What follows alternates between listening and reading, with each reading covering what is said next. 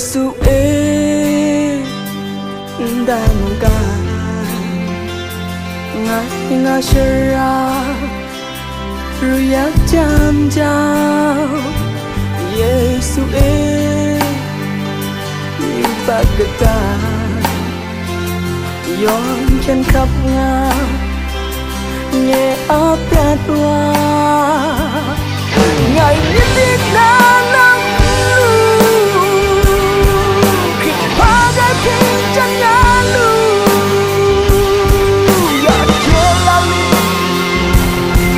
ya che la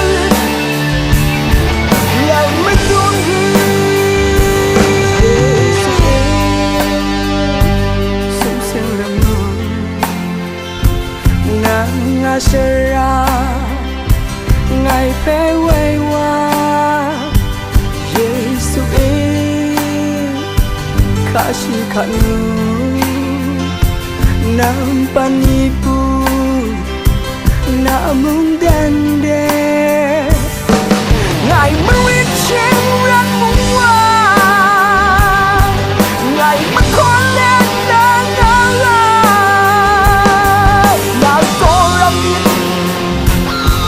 na soramit ya ngay chia xa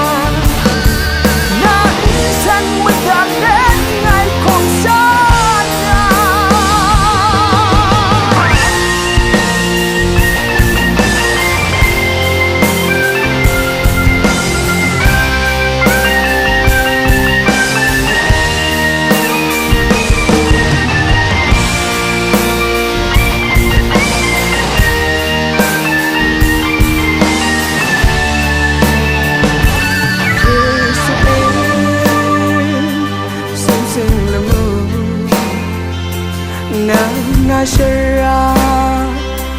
ngày phê quay qua Yesu kashi kanu